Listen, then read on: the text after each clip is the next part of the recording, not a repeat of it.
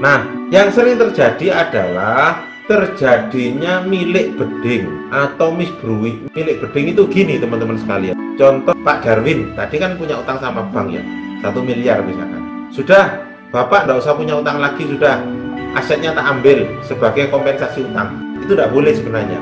Karena itu disebut misbrui, milik beding. Tidak boleh sebenarnya. Harus ada jelas angkanya, kemudian kompensasinya jelas.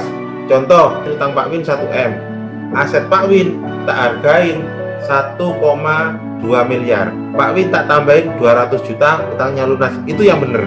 Tapi kalau habis-habisan, udah utangmu lunas loh ya, ini tak ambil, tidak boleh. Dalam ketentuan hukum tidak boleh, itu namanya misbrui. Dalam hukum tidak boleh, itu namanya milik beding ya. Kalau misbrui itu cacat kehendak. Jadi Bapak kalau tidak bayar nanti akan kita teror macam-macam. Akhirnya terpaksa menandatangani AIDA. Itu namanya misbrui, cacat kehendak. Keinginan saya tidak menyerahkan AIDA, tapi saya dipaksa untuk AIDA. Kemudian kesalahan yang lain sering terjadi penggelapan pajak. Nah, kasus yang ada di Manyar tadi, aset itu sudah di AIDA oleh Bukopin. Jadi haknya sekarang milik Bukopin.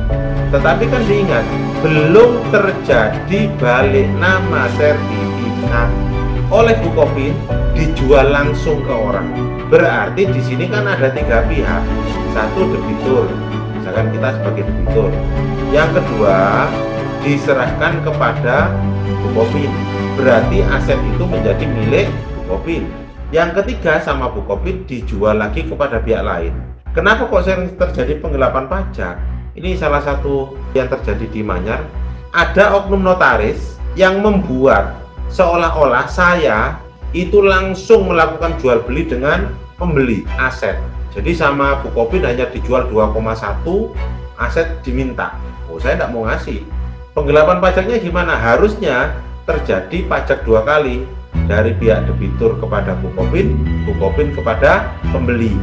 Saya misalkan debitur sebagai pemilik aset kepada Bukopin itu kena pajak, Bukopin sebagai penjual kepada pembeli juga kena pajak.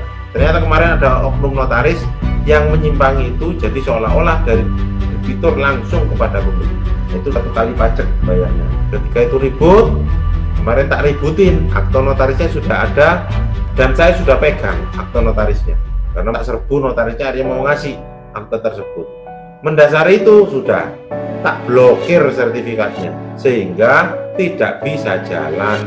Yang beli sudah ngasih uang ke Bukopin, kemudian rumah saya tempati, hutang saya juga sudah lunas di Bukopin, tinggal sekarang yang jadi korban adalah pembeli rumah ya dari Bukopin.